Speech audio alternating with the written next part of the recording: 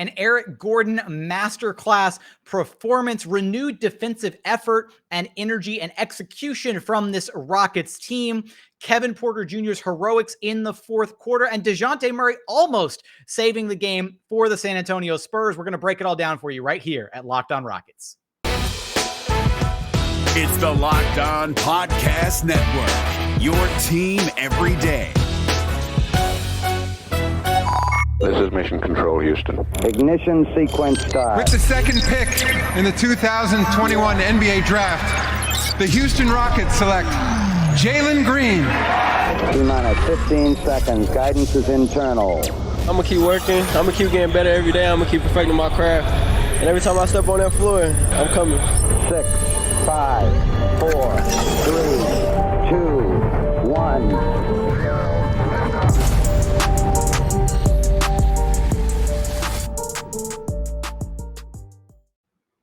What's up, and welcome to another episode of Locked On Rockets, your daily podcast home for everything Houston Rockets basketball. As always, I'm your host, Jackson Gatlin, native Houstonian, and also host of Locked On NBA Mondays. Be sure to follow along on Twitter at JT Gatlin, as well as the show at Locked On Rockets. And hey, we sincerely thank you for making Locked On Rockets your first listen each and every day. Joining us now is host of the Launchpad podcast, as well as one of the hosts of the Rockets Safe Spaces on Twitter, Paulo Alves, formerly known as Prodigy. He did a face reveal the last time he was on the show, but he was an entirely different person. This man is now totally out there in the open. What's up, man? How you doing? Yeah, I'm doing good. I can never do better. Well, the Rockets just won, feeling good against the Spurs as well. So. It's always nice to be able to get a Rockets win against the Spurs or against the Mavericks, the nice little in-state rivalry. And this was a fun game for a lot of different reasons that we're going to dive into in this show. We're also going to tackle some questions.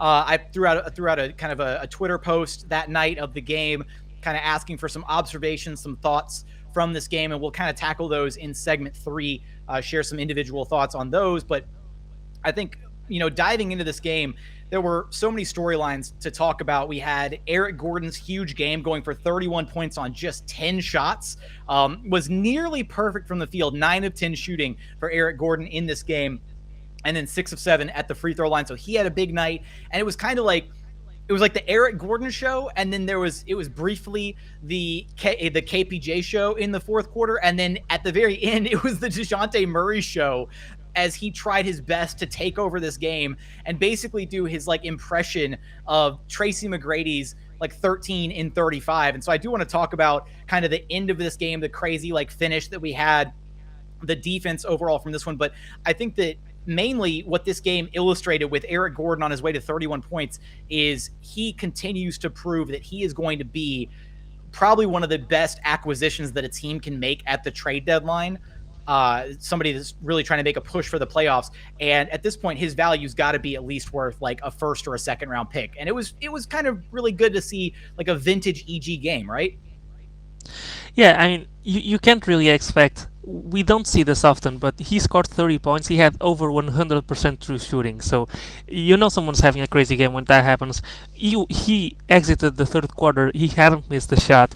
He's someone. And above all, and I think that's really important for anyone trading for him, he's someone whose game barely drops off in the playoffs. His true shooting drops off, I think, 1.5%. He's someone who's proven as a 6-man, as a 3-and-D wing, as a creator, as a defender. He's proving himself this year and running some point guard as well. It's just, who could have predicted such a great bounce-back season for Eric Gordon? And, I mean, Rafael Stone sure is thankful for it because he's going to get a good asset for him at the deadline.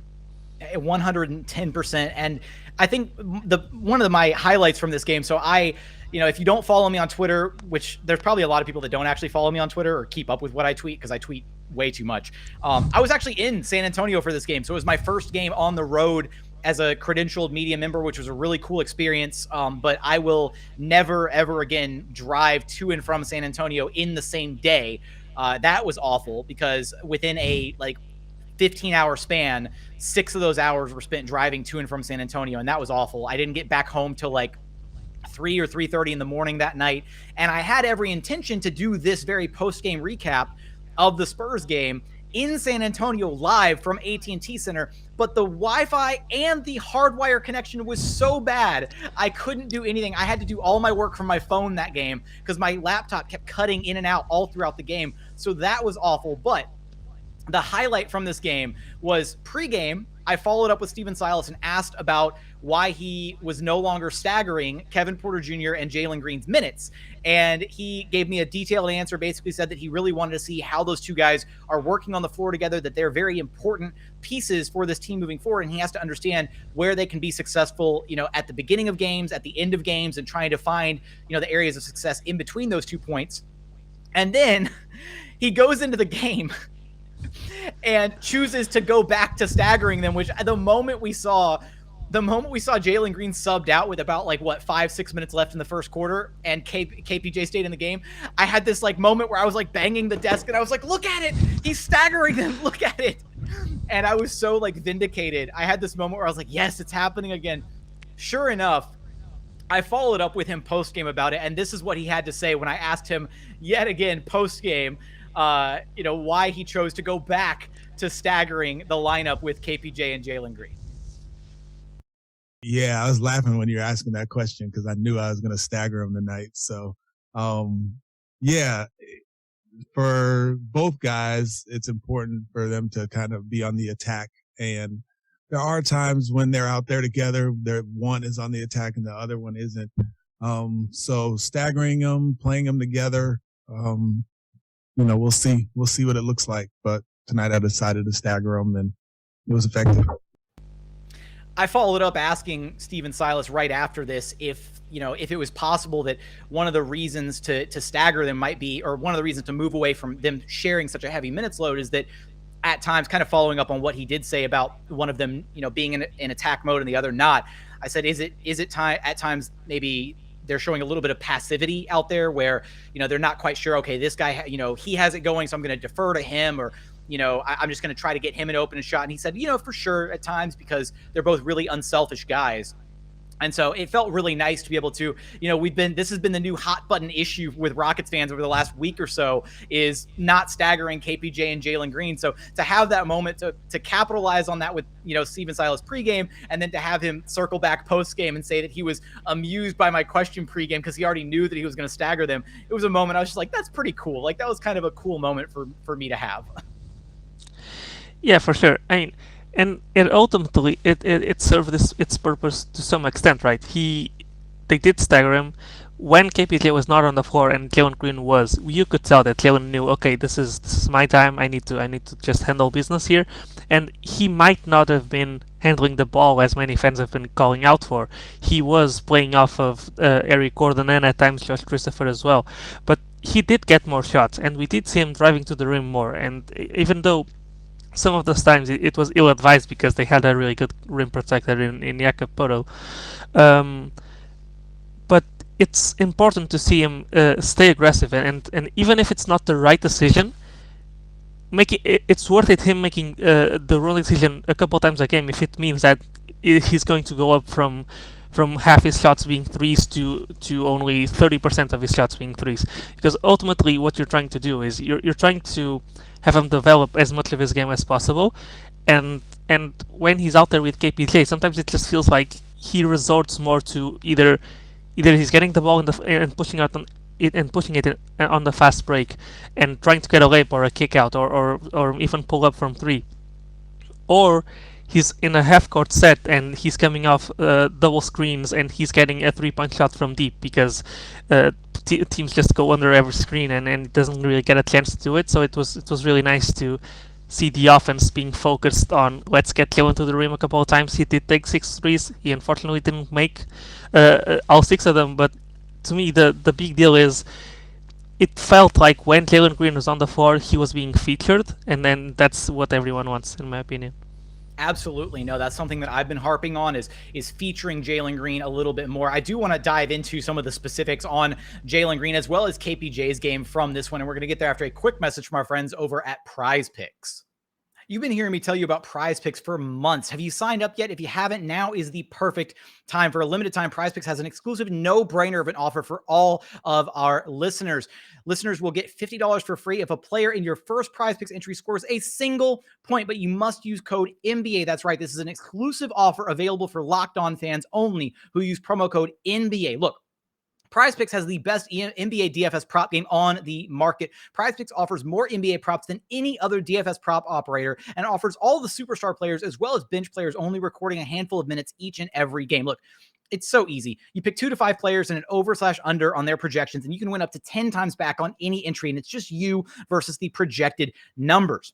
So go to prizepicks.com today or go to your app store and download the app. All users that deposit and use promo code NBA will get $50 for free if your first Prize Picks entry scores just 1 point. That's right. All users that deposit and use promo code NBA will get $50 for free. Prize Picks is daily fantasy made easy. And continuing on here at Locked On Rockets, your daily podcast home for everything Houston Rockets basketball. We thank you for making Locked On Rockets your first listen each and every day. Now, for your second listen, go check out the Locked On Now podcast, nightly recaps of every NBA game with analysis from our local experts. Listen to Locked On Now on Apple, Spotify, or watch it on the brand new Locked On NBA YouTube channel. So, on the Jalen Green part of his game, right? I really wasn't even upset. Like, he didn't hit a single three. He was 0 of 6.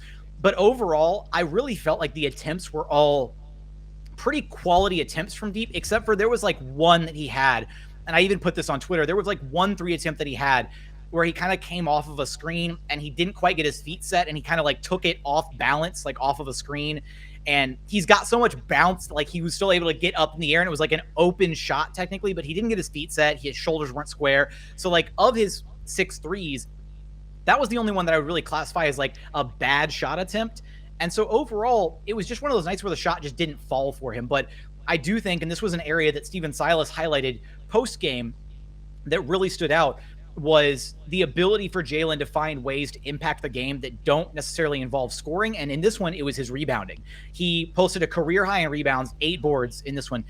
And it unlocks so much for him to be able to get that rebound and then take off in transition. And we saw that happen a lot in this game where, thankfully, due to kind of the uptick in the Rockets defense in this one, which we'll get into in a moment, but Jalen was able to they were actually able to get some defensive stops and then get out in transition to have some opportunities to attack the Spurs before their defense was set.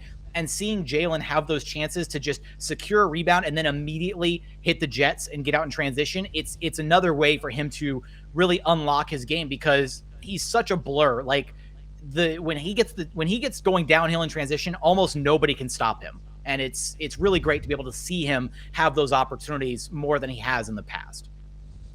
Yeah, and it's good that he's realizing this, and it feels like the coaching staff has made it a point of emphasis since he came back from his injury, that every time he gets the ball or anyone pulls down a rebound, the first thought is, okay, let's give Jalen the ball, see if he can run in transition.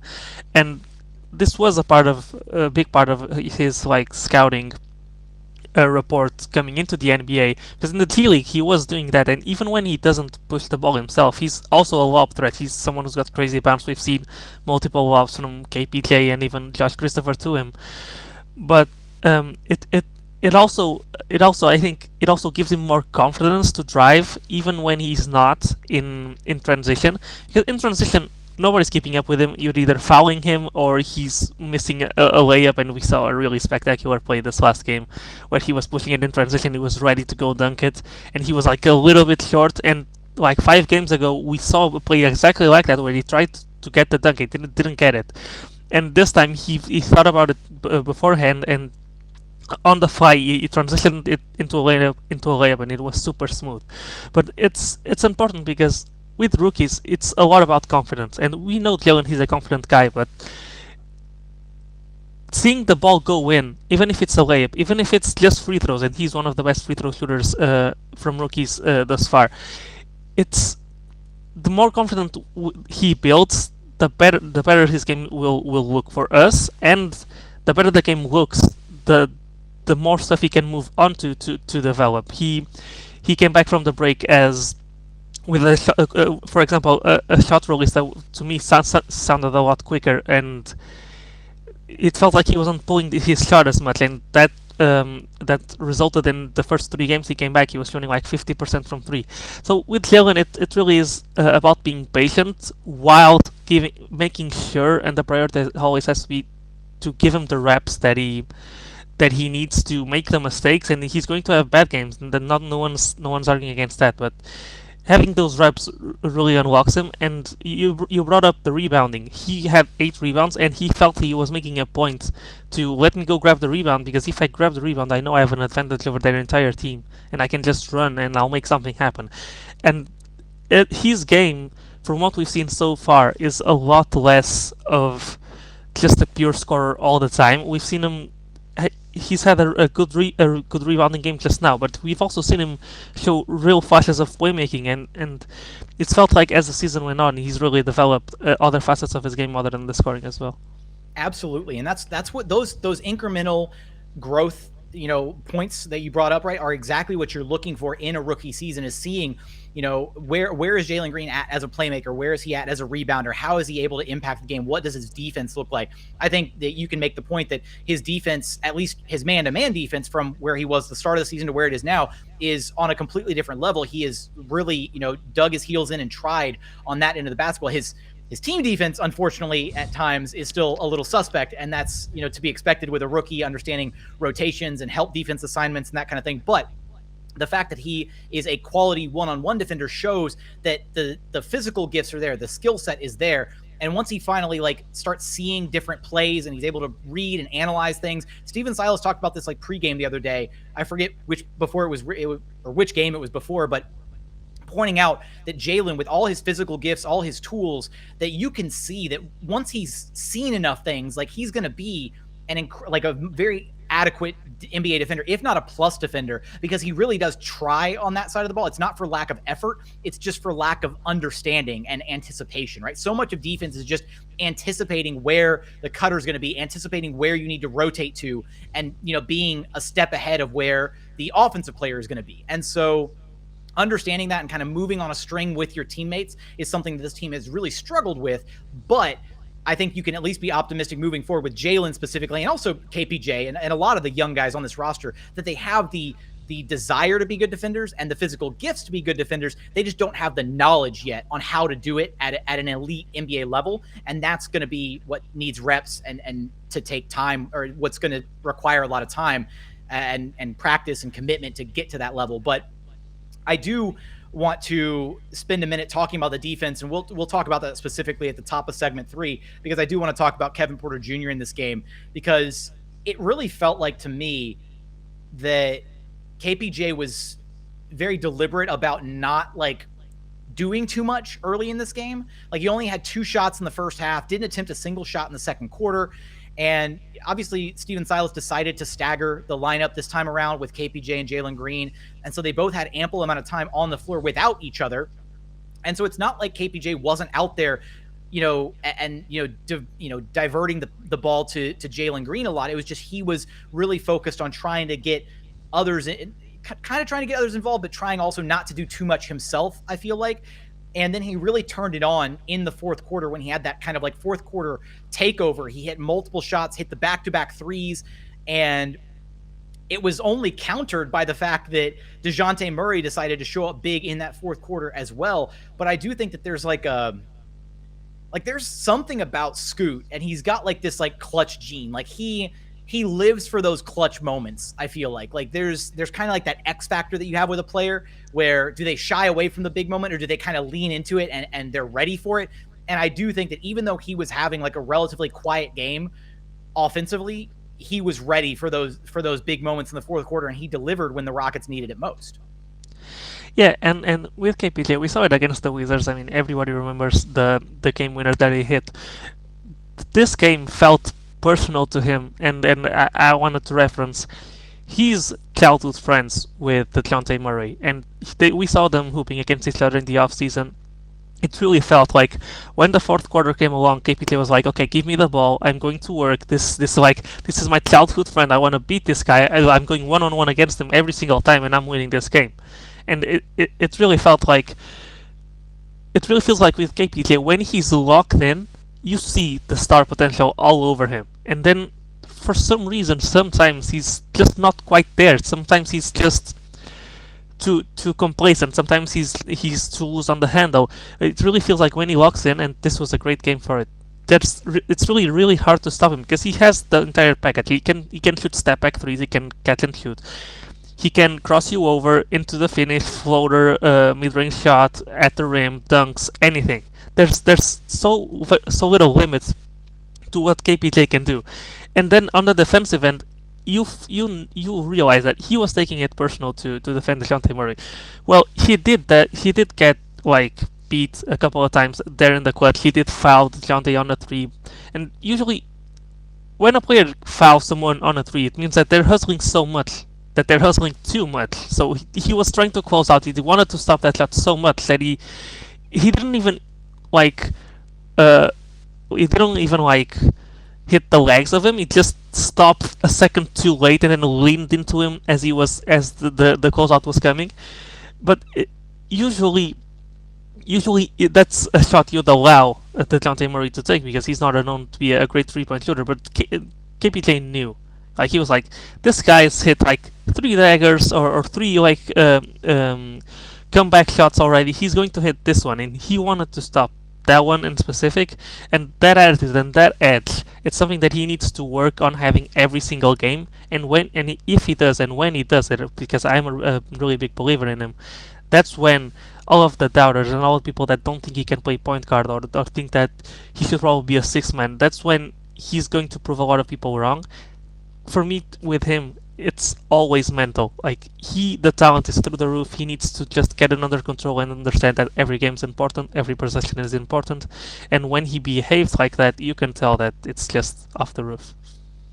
Coming up, we're going to dive into the more so defensive mindset, or the, I guess, like, refreshing defensive image from this game for the Rockets. They did wind up giving up a chunk of points there in the fourth quarter, but things looked a little bit better on that end, as well as answering some questions from the Twitter sphere. And we're going to get there after a quick message from our friends over at betonline.ag. BetOnline would like to wish you a happy new betting year as we continue our march to the playoffs and beyond. BetOnline remains your number one spot for all the best sports wagering action for 2022. A new year and a new updated desktop and mobile interface, where when you sign up today using promo code LOCKEDON, you will get a 50% welcome bonus on your very first deposit. Again, a 50% bonus when you use promo code LOCKEDON. From football, basketball, hockey, boxing, UFC, even your favorite Vegas casino games, don't wait to take advantage of all the amazing offers available for 2022. BetOnline is the fastest and easiest way to wager on all of your favorite sports. BetOnline, where the game starts. And final segment here at Locked On Rockets, your daily podcast home for everything Houston Rockets basketball. As always, thank you for making Locked On Rockets your first listen each and every day. Now, for your second listen, go check out Locked On Bets. Make a little bit of money, your daily one-stop shop for all of your gambling needs. Hosted by your boy Q, with expert analysis and insight from Lee Sterling. It's free and available on all platforms. Wherever you listen to this podcast, you can listen to Locked On Bets. Now, before we dive into kind of the defensive side of things for the Rockets in this game, some quick hitters here. Jae'Sean Tate finished the night with 13 points, 6 rebounds, 7 assists, a steal, 3 blocks. Just a very Jae'Sean Tate-esque game. Had a number of left-handed finishes where he just kept getting to that left-handed side of the backboard. He uses the glass with so much confidence, just such a nice soft touch. And then again was facilitating at a high level with the 6 assists. And then Christian Wood finishing this one with another double-double, 23 and 11 for Wood on 9 of 17 shooting. Just a really quality offensive night overall for Christian Wood. And overall for Wood, for Tate, for the rest of the team, it really did kind of feel like they were really locked in defensively. And that's going to bring us to our very first Twitter kind of shout out here from In the Fast Lane, Ed. Ed, a longtime listener of the show. Shout out, Ed. But he brought up the momentum-changing moment was the defense at the top of the fourth quarter, kind of with Tate, Tice, and Josh Christopher in the lineup. And I really think that it was just overall, I was really impressed with the defense, kind of maybe not throughout this entire game because they did give up 36 in the first quarter, but it felt like at least the defense was noticeably better with some of the rotations and some of the help side defense in this one. And then namely in the second half, they only gave up 23 in the third quarter. And then as Ed brought up, and what I noticed too, was at the top of the fourth quarter, I mean, that lineup that they had out there really sparked something defensively for the Rockets, because they only gave up like 6 points across the first 5 or 6 minutes of the fourth quarter. Now, ultimately, they wound up giving up 34 in the final frame because DeJounte Murray decided to become a man possessed at the end of regulation, really trying to, steal a victory inside the AT&T Center. But overall, right, the Rockets snatching defeat from the jaws of victory. But overall, they did look like a better defensive team. And my takeaway from that, honestly, is that with the staggering of KPJ and Jalen Green, while those two guys have shown flashes as individual defenders, their team defense and their help defense and their understanding of defensive schemes still needs a lot of work. And so not having both of those guys on the court together as much really also helps on the defensive side of things because they're not blowing as many rotations, unfortunately. So that was another positive side effect of going back to staggering those two guys, in my opinion, as well as some of the success that we saw from some of the other lineups throughout this game. Yeah, and ultimately, you expect the defense to be a little bit better when the game's close, right? When these guys feel like they have a chance, everybody's a little bit more locked in. And you brought up a really good point. KPJ and Jalen, while they're like KPJ is a good one, but while Jalen is like a passable one-on-one point of attack defender, when it comes to the IQ and the thought behind it, I think they get bailed out a little bit by the players they have behind them, like Thais, like Tate, players that are really defensive specialists. And oftentimes when you only have one, you can hide them a lot better. And then when you talk about they only giving up 6 points at the beginning of the fourth quarter, I mean, when you have Josh Christopher, you have Daniel Thais, and you have Jae'Sean Tate on the floor, you know that unit is playing as hard as they possibly can every single time. And it's a common phrase in basketball. When two or three guys are giving it their all, you almost feel embarrassed if you don't give it your all as well. So, and we saw even Christian Wood, who's not known to be a good defender, we saw him. There were sequences there where he was recovering and blocking layups, and it really felt like a team effort. But I believe you can credit those three guys as like igniting that fire, and then the other guys just kept it burning. Absolutely, 110%. And it was nice to actually see some defensive fire from this team because they've been giving up so many points. And again, granted, they still gave up a chunk of points there at the end to DeJounte Murray, but I think the defensive effort overall was just a little bit better, and the understandings of where to be in certain positions was nice to see. A nice change of pace there. But moving to our next question from @Tiziano Kuse, I'm probably butchering that, but from Tiziano, should we find a better way to use Garrison Matthews? If I remember the rest of this tweet, because I can't fit all the characters in this little caption box for our YouTube audience, but there were some concerns over Matthews and how he's looked kind of being moved to the bench role. And in this game specifically, Matthews was 0 of 4 from the floor, 0 of 3 from deep.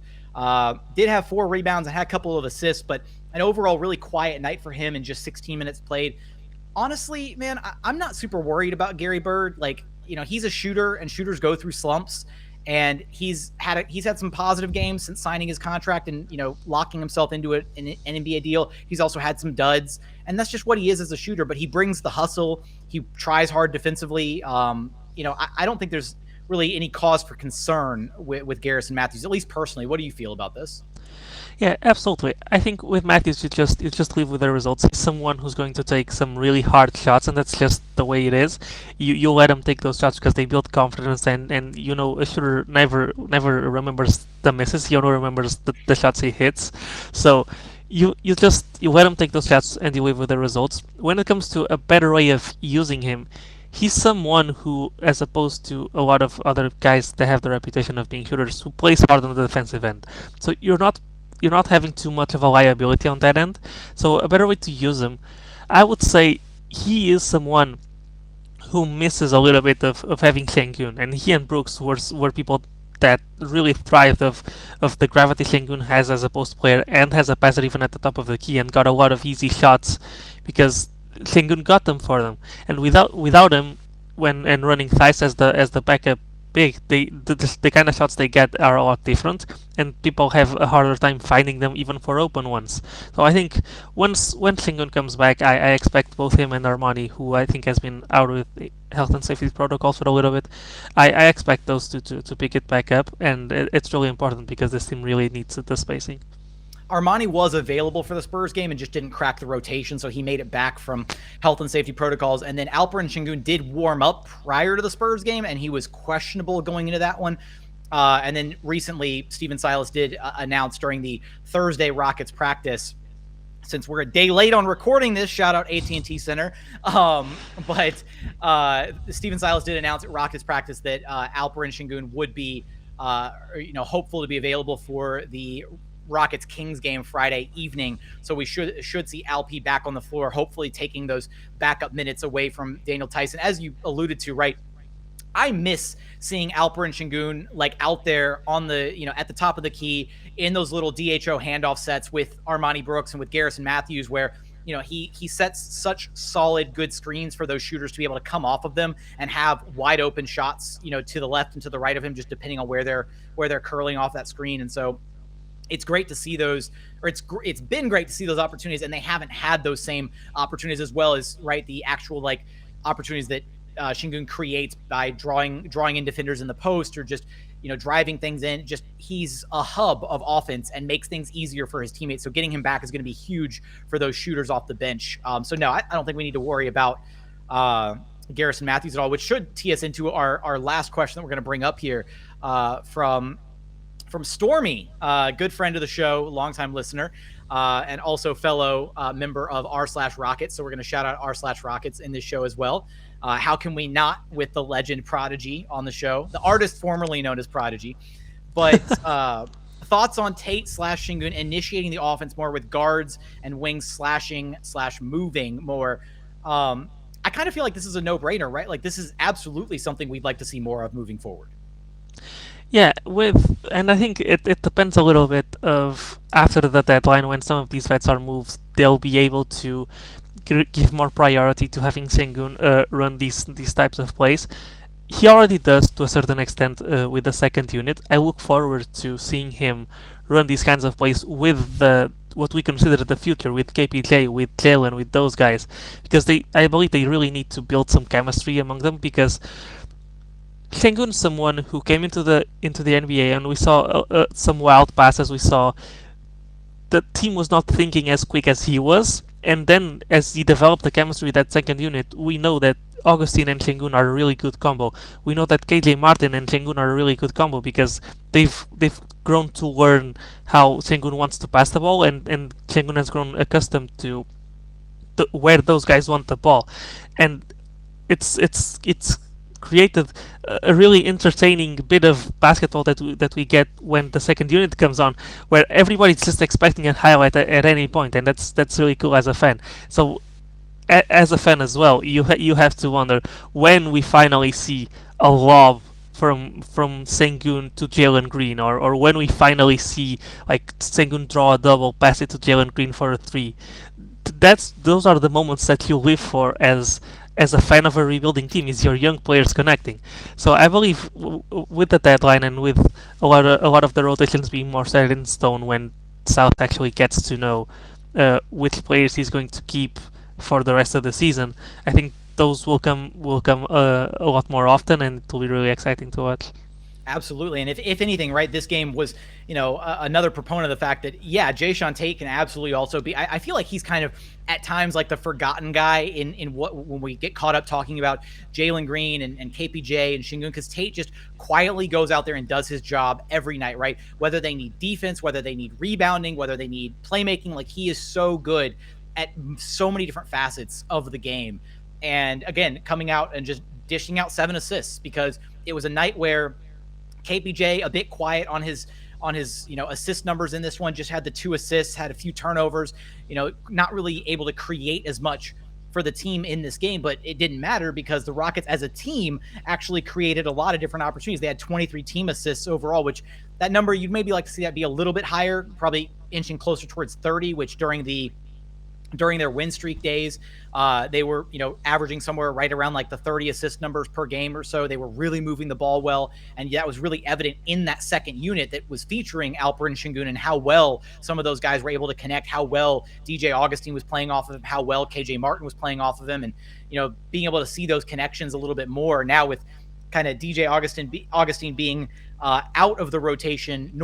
He's normally out of the rotation in favor of Armani Brooks, I feel like has been, well, I guess as of late, it's been more so in favor of Josh Christopher kind of running the second unit a little bit more. But with Alperen Şengün returning, hopefully against the Kings, we'll be able to see that connection a little bit more with him and kind of orchestrating that second unit. And it'll be really nice to I can't wait to see my next like jaw-dropping Alperen Şengün pass. It's been too long, man. I've missed those opportunities.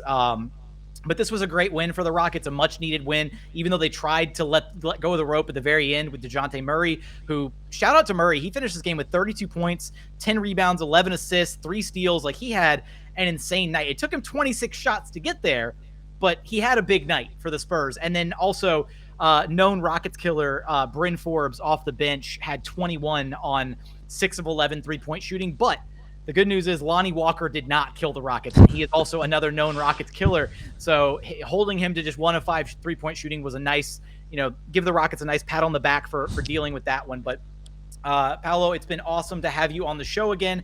I have to refrain from the urge to call you Prodigy, even though I know you'll respond to that. Let everybody know where to track you down at, man.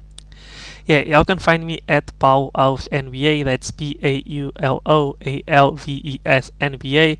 Everything I do from podcasts to live shows to articles will find itself linked on there. Awesome. Thanks, man. Always a pleasure to be able to bring you on and talk Rockets hoops. Yeah, pleasure to be here.